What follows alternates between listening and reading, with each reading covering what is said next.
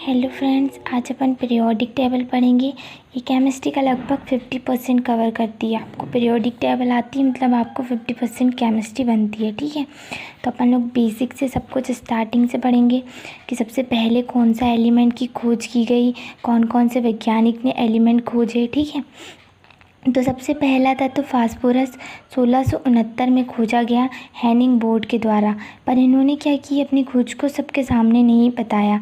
तो फिर फास्फोरस के बारे में 1680 में रॉबर्ट बायल ने खोजा और बताया।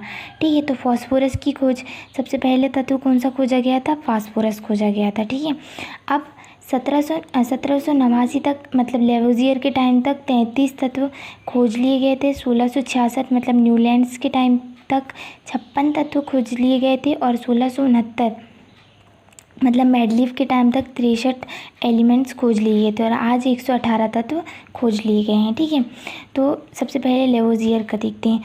तो 1789 में लेवोजियर ने तत्वों को धातु और अधातु में बांटा था। और लेवोजियर ने क्या बताया था कि धातु क्या होते हैं, जो आसानी से इलेक्ट्रॉन दे देती हैं। ठीक है, जैसे कि सोडियम, तो सोडियम हमको पता है सोडियम का क्या होता है, जो सोडियम का परमाणु क्रमांक होता है वो क्या होता है, 11 होता है। ठीक है, 11 होता है, मतलब कि 2, 8 और ये 1। तो इसके बाहरी कक्षा में क्या होता है, सिर्फ 1 इलेक्ट्रॉन होता है, तो ये इजीली अपना 1 इलेक्ट्रॉन दे देती है। ठीक है, मतलब ये आसानी से क्या करती है, इलेक्ट्रॉन दे देती है, तो ये क्या कहलाएंगी, धातु कहलाएंगी। फिर सेकेंड अधातु, जो इलेक्ट्रॉन लेते हैं अधातु कहलाते हैं।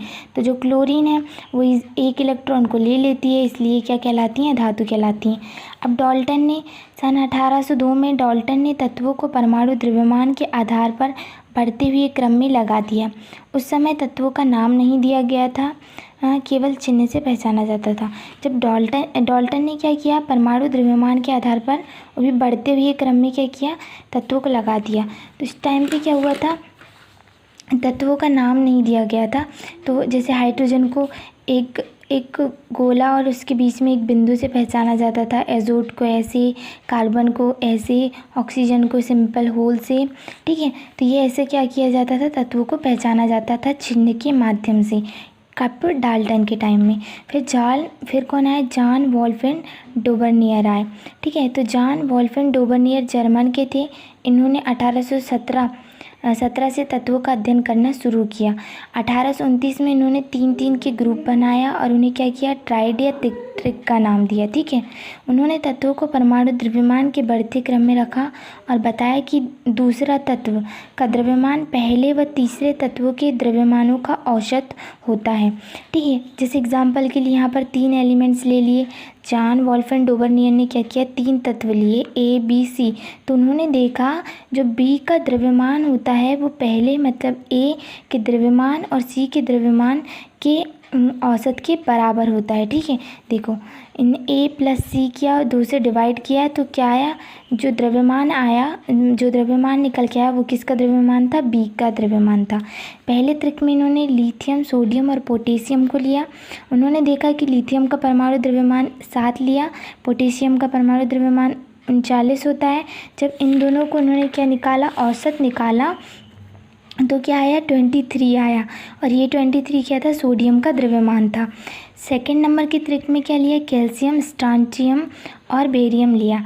कैल्शियम का 40 होता है, बेरियम का होता है 137। ठीक है, जब इनका औसत निकाला इन्होंने तो क्या आया, 88.5 आया, जो कि किसका द्रव्यमान था, स्ट्रांचियम का था। फिर तीसरे त्रिक में क्या लिया इन्होंने, क्लोरीन, ब्रोमीन और आयोडीन को लिया। क्लोरीन का एटॉमिक मास क्या लिया, 30 होता है 35.5, आयोडीन का होता है 126.9। जब इन्होंने औसत निकाला तो क्या आया, 81.2 लगभग आया। ठीक है, जो किसका था, बेरिलियम का परमाणु द्रव्यमान था। तो ये सब क्या था, डोबरनियर का ट्रिक था। इसके साथ साथ इन्होंने क्या किया, आवर्त नियम, आवर्त बताया। आवर्त क्या होते हैं, आवर्त मतलब इसका अर्थ होता है कुछ समय बाद पुनः दोहराया जाए। ठीक है, ये किसने बताया, डोबरनियर। आवर्त का मतलब बताया किसने, डोबरनियर ने बताया। ठीक है, और त्रियक या त्रिक का नियम किसने दिया था, डोबरनियर ने दिया था। अब नेक्स्ट कौन आता है, जॉन न्यूलैंड आते हैं। तो सन 1866 में ब्रिटिश के केमिस्ट जॉन न्यूलैंड ने बताया कि कैसे तत्वों को उनके प्रॉपर्टी और उनके द्रव्यमान, मतलब कैसे तत्व उनकी प्रॉपर्टी, कैसे तत्वों की जो प्रॉपर्टी होती है उनके द्रव्यमान पर कैसे निर्भर करती है, ये किसने बताया? जॉन न्यूलैंड ने बताया। और उन्होंने 8 ग्रुप बनाए थे, ठीक है। उन्होंने बताया कि एक जैसी प्रॉपर्टी हर 8वें तत्व पर रिपीट हो रही है, मतलब जो पहले तत्व की जो प्रॉपर्टी होती है वो किससे मिल रही है? हर 8वें तत्व से, मतलब फर्स्ट से पहला, दूसरा, तीसरा, चौथा, पाँचवा, छठवां, सातवां और ये 8वां तत्व। मतलब हाइड्रोजन की प्रॉपर्टी किससे मिल रही है? फ्लोरीन से मिल रही है। वैसे ही लिथियम की प्रॉपर्टी सोडियम से मिल रही है। ये किसने बताया? जॉन न्यूलैंड ने बताया, ठीक है। और क्या बताया इन्होंने? मतलब एक जैसी प्रॉपर्टी, मतलब पहले तत्व और 8वें तत्व की प्रॉपर्टी क्या हो रही है? एक दूसरे मतलब मिल रही है। ये जॉन न्यूलैंड ने बताया। क्या? जैसे कि हाइड्रोजन के गुण फ्लोरीन से मिलते हैं, ठीक है, वैसे ही लिथियम के सोडियम से। फिर इन्होंने क्या कि इनके टाइम पर कितने एलिमेंट्स खोजे गए थे? 56। तो 56 तत्वों में पहला तत्व हाइड्रोजन था और आखिरी जो तत्व था वो क्या था? थोरियम था।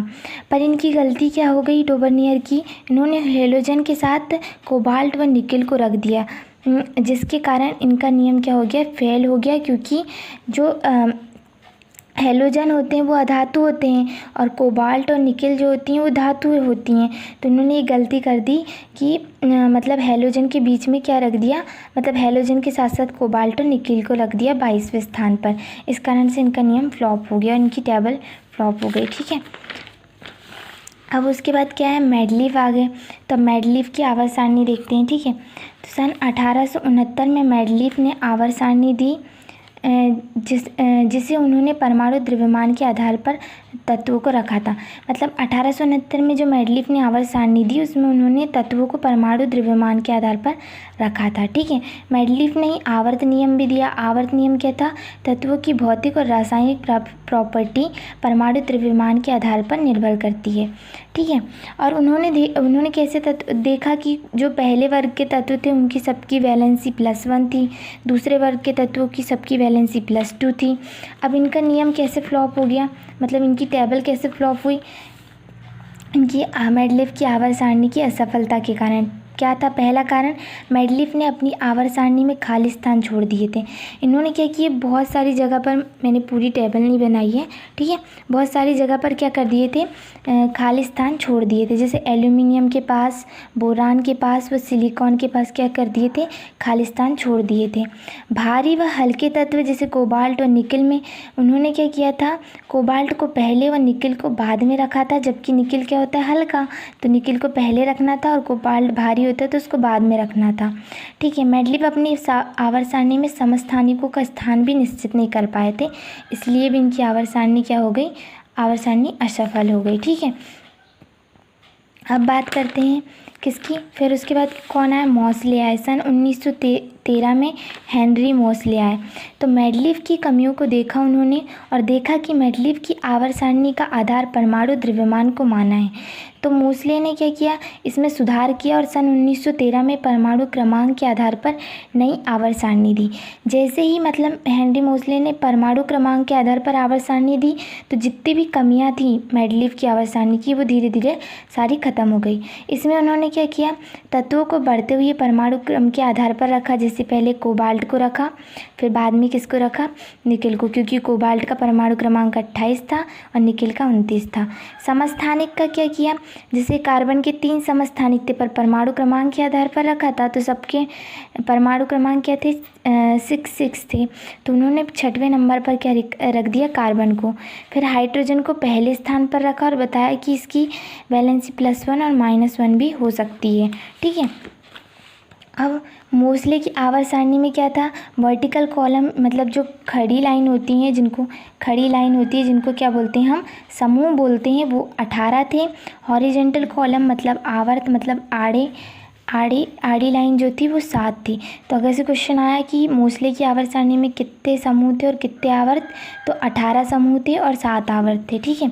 अब पहले समूह में इन्होंने क्या लिखा था, क्या रखा था, क्षारीय धातुओं को, पहले समूह में इन्होंने क्षारीय धातुओं को रखा था, जैसे hydrogen, lithium, sodium, potassium, rubidium, caesium, ये सब क्या है, क्षारीय धातुएं हैं, ठीक है। क्या होती हैं क्षारीय धातुएं, ऑक्सीजन के साथ क्रिया करके जो ऑक्साइड बनाती हैं वह बहुत अधिक क्या होती है, क्षारीय होती हैं। फिर सेकंड समूह में क्या लिखा, क्षारीय मृदा धातुएं, सेकंड समूह में इन्होंने क्षारीय मृदा धातुएं रखा था, ठीक है। 11वें समूह में मतलब सिक्के बनाने में जो धातुएं उपयोग में लाई जाती हैं उनको रखा था। 17वें समूह में हैलोजन रखा था, फ्लोरीन, क्लोरीन, ब्रोमीन, आयोडीन। 18वां जो समूह था उसमें क्या रखा था, नोबल गैसेस रखा था। इस समूह को शून्य समूह भी बोलते हैं क्योंकि इनके बाह्यतम कक्ष में पूर्ण होता है, इसलिए ये ना तो इलेक्ट्रॉन लेते हैं ना देते हैं, इसलिए इनको शून्य समूह कहा जाता है। इसमें क्या रखी, noble gases, helium, neon, argon, krypton, xenon, radon, ठीक है। रेडॉन जो है वायुमंडल में उपस्थित नहीं पाई जाती है, ठीक है। आधुनिक आवर्त सारणी के जनक मोस्ले को कहा गया और इनके टाइम तक कितने एलिमेंट्स खोज लिए गए थे, 118 तत्व खोज लिए गए थे, ठीक है।